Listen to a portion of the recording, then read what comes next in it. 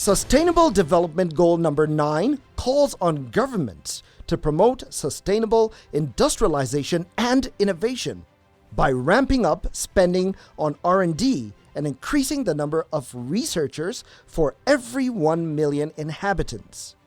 The top 5 R&D performers in absolute terms are all, not surprisingly, the largest economies in the world, namely the United States, China, Japan, Germany, and the Republic of Korea. But even when we look at relative data, that is R&D expenditure as a percentage of GDP, the ranking changes dramatically. The Republic of Korea comes first, followed by Israel, Japan, Finland, and then Sweden. This is clear evidence that research and development is the key to economic success. So, what does it take to transform an economy from struggling to one that grows in leaps and bounds? Well, first, you need to have an academia that has the knowledge potential and intellectual capacity. Next, you need creative sources of funding that are not bogged down by bureaucracy and can be drawn from the private sector. And finally, you need the government to coordinate this relationship. The government of Nigeria has demonstrated its desire to transform its economy to one driven by knowledge when it established the Tertiary Education Trust Fund as an intervention agency drawing funds from 2% tax on accessible profits of all registered companies in the country. Since then, the Board of Trustees and management of Tetfund has strived to deliver a paradigm shift towards content produced through research and development. As part of this shift, Tetfund inaugurated 12 Pioneer Centers of Excellence located on the campuses of the nation's first, second, and third generation universities. Tetfund didn't stop there. It promised to support the centers not just financially, but in capacity building and every other way possible. It is with great pleasure that I welcome you all to this capacity building workshop, the first of many more to come in the months and years ahead, aimed at adequately equipping you with the knowledge, information, and guidance that you will need in order to execute the undeniably daunting task of establishing, operating, and administering the Tetfund Centers of Excellence in your various institutions. Precisely 3 weeks ago in the Tetfund boardroom, we had the honor and privilege to present allocation letters for the establishment of the Pioneer 12 Tetfund Centers of Excellence to the heads of institutions here today. You will recall that at that occasion, I made an undertaking on behalf of the fund in which I stated that we are not just giving you allocation letters and sending you off, leaving you on your own to grapple with the onerous task that the establishment of the TCOEs represents. I promise that when we at the fund, would be standing shoulder to shoulder with you every step of the way, ready to offer every support, guidance, and collaboration that will be needed in order for you to succeed in this challenging endeavor. This workshop today is the beginning of the fulfillment of that promise. I hasten to reassure you of our unwavering support towards the realization of the objectives of this laudable initiative. In keeping with this promise, the intervention agency organized a 2-day capacity building workshop for heads of the selected beneficiary institutions and its staff. This edition of The Paradigm Shift focuses on Training Day 1, where the chairman of the Tetfund Board of Trustees, Malam Kashim Imam, set the tone for the day. He spoke of the passion of Tetfund's executive secretary in fighting for increments in research funding. I acknowledge the role of research. I concede that if we put our physical infrastructure across all the universities and we don't fund research and scholarship. The universities will only be half fulfilled. So we must fund research. Everywhere we went, we are told VCs came forward to give testimonies, but for Tetfund, but for Tetfund, but for Tetfund. We have to strike a very delicate balance between funding for infrastructure, physical infrastructure, on one hand, and funding research on the other. And it's to the credit of the academic community that you have a professor, a researcher, someone who is very passionate about research and development as the executive secretary of Tetfund.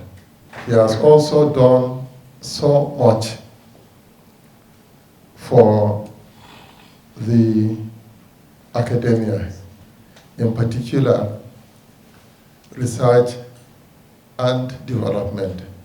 Speaking earlier, the executive secretary of Tetfund, Professor Suleiman Elias Bogoro, outlined the objectives of the training and explained how crucial the centers will be to Nigeria as a whole.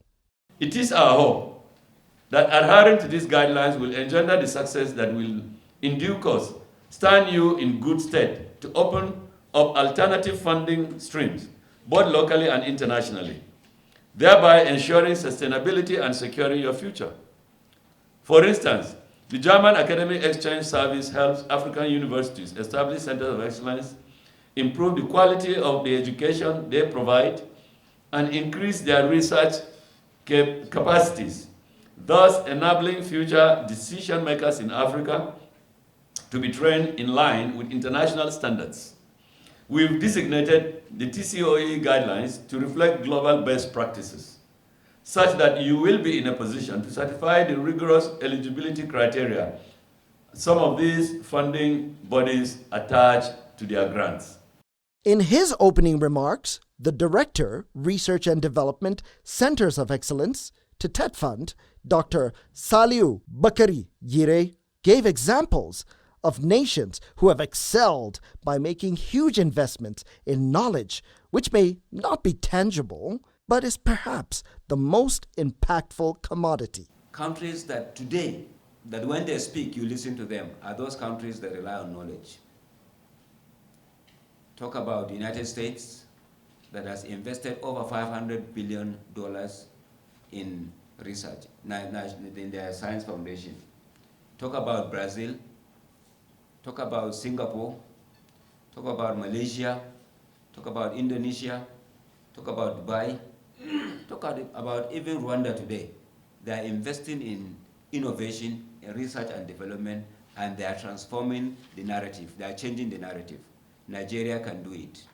Tetfund enjoys a special balance, which is a testimony to the success of its current board of trustees and management. The chairman has an unquenchable passion for infrastructure development, while the executive secretary is a champion for research and development. Both go hand in hand to raise the quality of tertiary education in Nigeria. Malam Buhari Mikailu is the director of Tetfund's Physical Infrastructure Department. He gives a briefing of progress that has been made so far. The equipment for physical infrastructure component will still follow the normal Tetfund project approval stages. Packaging the projects, first identifying the items to be procured, preparing the bills of quantities, using market survey of the current market prices of such equipments, and the packaging of the equipment must include all complementary equipments that will go along with such equipments. And then the institution should make submission for approval in principle After the approvals is given, they are expected to go ahead and do the due process, the normal Tetfund advertisement in 2 national dailies and Federal Tenders Journal, or approach the BPP to apply for approval to do selective tendering. And thereafter, submit the documents to Tetfund for release of funds, the normal Tetfund at releases of trenches. I have circulated earlier on to most of the head of institutions the rough estimates, excluding the cost, but the scope of what we anticipated that would be considered in such proposal submissions.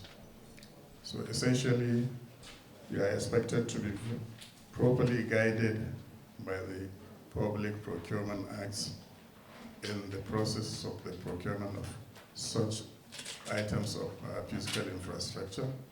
We are also to be well guided by the relevant financial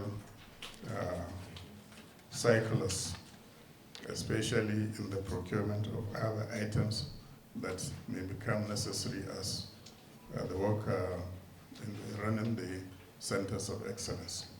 On the supply side of knowledge, higher quality education, incentives for universities and think tanks to produce research, and research that is relevant to private sector are all central for an innovative society. Tetfund is drawing inspiration from relevant initiatives to guarantee that its own plans succeed. The agency looked to the World Bank-supported Africa Centers of Excellence and the ACE Impact Project, whose objective is to improve the quality, quantity, and development impact of postgraduate education in selected universities through regional specialization and collaboration. The project supports 11 recipient countries to promote regional specialization among participating universities in thematic areas that address regional challenges and strengthen the capacities of these universities to deliver quality training and applied research. The 5 thematic areas are STEM, agriculture, health, environment, and applied social science/education. Nigeria is one of the 11 participating countries. In 1 year of our center, we've gotten $553,000. We've gotten $234,000 for doing and doing a randomized controlled trial on injectable iron on pregnant women to reduce anemia in pregnancy. Remember, we just mentioned that one problem is anemia in Africa. So therefore, we decided to sit down and write a grant on treatment of anemia in pregnancy using injectable iron, which we're not using now. So if at the end of the day we find it to be useful, then we can move to the next step of policy in trying to introduce injectable iron into our treatment of anemia in pregnancy. We've also done a project with WHO. We developed a new labor care guide. We're used to the pathogram that we used to monitor pregnant women. Now we have developed a new one in collaboration with World Bank. And what World Bank wants to do is that they want to introduce this new LCG to the rest of the world so that they can now replace the old pathogram with the new LCG. And then we have a Tetfund sudden cardiac arrest research that we're doing. And we also have ACE Network, another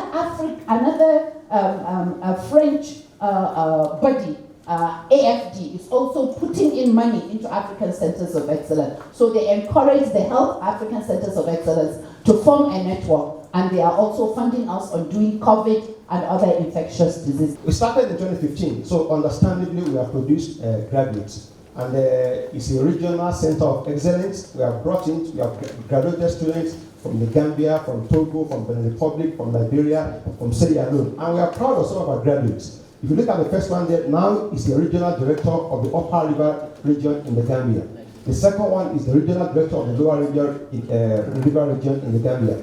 The other one is so all of them, many of them like that, we have graduated them and they are doing extremely well in their various countries. We have a way of tracking our graduates to see what they are doing. And even as we speak now, about 80% of our graduates are either self-employed or working with the government or working with the industries. There's none of them that is jobless, and of course, that means that we are delivering on the objectives of the Centers of Excellence. When we started this program, we invited a lot of regional students to attend. They said no, they can't come to Nigeria because of security and some other issues. But we now travel around to all the regions to publicize the activities of this center. And then we inform them that they are going to be giving scholarship. Do you know that after our return, we receive more than 200 applications from the region, from the different countries in the region. So we are able to admit about 50 of them. And I'm proud to say today that last year, December, all of them have graduated at master's level. And about 20 of them have already applied again to continue with the PhD program. So we gave them free accommodation. And that is one of the major reasons why they are interested. Why our own local national students are suffering, we are giving them free, yes, because that is one of the conditions. If you don't attract regional students, World Bank will not give you anything. You lose money on that. But we make sure that our national students also benefit from the program in terms of sending them to conferences, internship, and so on and so forth. So we also provide support for internship. 1 month internship, we normally give about 200,000 naira to a student to go out on internship. And then for the lecturer, that we also go, 150,000 naira will be for that lecturer. If not, no, 250,000 naira will be for the lecturer. If not, they will not want to go, and the university is not ready to give any money. But at least we have a lot of fund in the center based on what we are trying to do, so that we can support most of these academic staff. And that is why, when we started initially, most of the lecturers are not really in support. In fact, it was a lot of problems. They don't know what you are doing. What bank, no go away. So, but eventually, by the time they saw the benefit from what we are doing, everyone just bought into the program. And then they are really happy now. Countries need to set their own spending targets for research and development. Setting up and operating a center of excellence is not an easy task. Clear principles and best practices have to be defined. A strong team with the right attitude has to be assembled. Templates and documents have to be developed. Stable and monitored environments need to be established. Processes need to be continually updated and improved. The next presentations for the training of those who will steward this initiative by Tetfund was focused on modalities for setting up centers of excellence. Remember that it's a team. It's not one person. All of us that we have given our experiences, we are representing a lot of other people that are back in our centers. So it is a team with a shared facility or an entity. So we must have a shared entity. And what does that team do? They provide leadership, all right? Because you're moving people along, so you are trying to lead people to a certain goal. We also provide best practices, everything, whether it's in teaching, whether it is in research, we're providing best practices. We're providing research, impactful research, all right?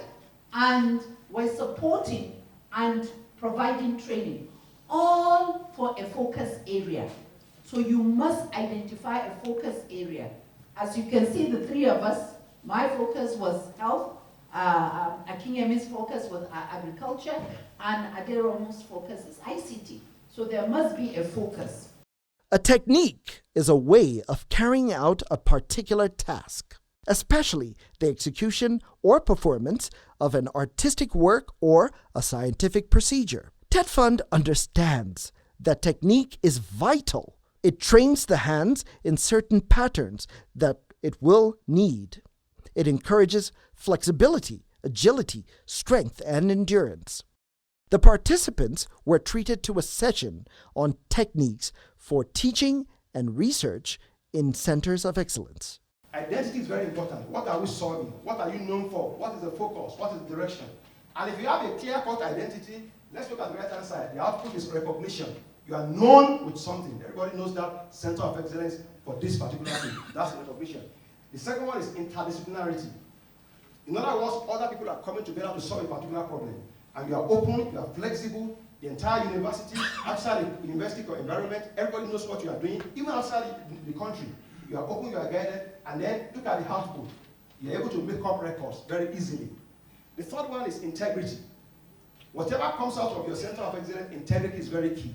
And that means you are transparent about it, you understand what you are doing, and if you have integrity, the output is that you have respect for that center of excellence, you have respect for whatever comes out of it. The next one is independence. Independence means that there's a reasonable latitude and dynamic freedom for students. Students are free to try to experiment so many things, to work in the classroom, to work in the laboratory. You have a lot of things that students can use. And when you do that, the outcome is that there will be results. When you have students, why is it that students go to Germany and US and then they come back with fantastic results? Because they have independence. They can sleep in the laboratory for 24 hours. Am I right? They stay there. For 24 hours, they're in the lab trying this, experimenting this, trying this, and at the end of the day, they get results. So those are, let's go to the fifth one. The fifth one is innovation. We are talking about innovation, and then which means that there are robust trials and experimentations. And when you are innovative, the output is that there will be rewards, financial rewards. So in our centers of excellence, we can publish newspaper publications, we can have products, but the most important is that we are innovative about it so that we can have financial rewards. Money can come in, industries can come in to buy in all of those things and then to take care of them. And then the last one, the sixth one is internationalization. There's face-to-face online mobility flow, regular workshop, and then the output of that is ranking. When you are internationalizing, then at the end of the day, you'll be well ranked as a center of excellence. It will also reflect on the university. The university will also be well ranked. And then the final one is the impact. The impact is that you are making a national impact, you are contributing to national development, and then you are well rated as a center of excellence. The longevity of any endeavor cannot be achieved without clear and deliberate strategy. Strategy is what drives decision-making. By helping organizations identify their strengths and weaknesses, an effective strategy will help you decide where your efforts and resources are best spent. These decisions are crucial in ensuring your organization has a profitable, sustainable future. This is why Tetfund invested in having a session on strategies for sustaining centers of excellence. Long-term vision is number one. When we started that old park, the vision has been there since 2003. And then we started small, and we're going big. Okay, so you must have long-term vision. You integrate sustainability in all your projects.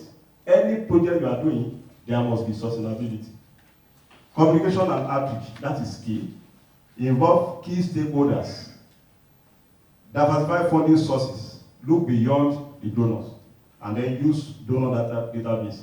These are the key sustainable strategies that we've employed in the last 10 years, and it's working for my center. Number one is the technical skills competency. So you employ more academic and technical staff with relevant skills. Don't say because this A is my friend, you are sending that person to that center. That guy is going to be useless. And then we are not going to achieve anything. Two, regular training and retraining of technical staff and even the students using the facilities. Okay, so that even if the technical staff is not there, those students using the facilities can also do what? Do some maintenance and repairs on the facilities. Number three, committed staff. Even if the funding is there, everything is there. If you don't have a committed staff, you are not going to get anything at all. Capacity building is a measurable improvement in an organization's ability to fulfill its mission through a blend of sound management, strong governance, and dedication to assessing and achieving results. It is valuable and important because of its many long-term impacts. Capacity building encourages people to take action on issues by themselves. It is Tetfund's desire that each center of excellence has a sense of ownership and empowerment so that Nigeria can benefit from future development. Confidence, skills, knowledge, and resources are all elements that increase from capacity building efforts. Tetfund has demonstrated its commitment to the idea that Nigeria must begin to think and act differently if it is to join the league of developed nations of the world. And that is the paradigm shift.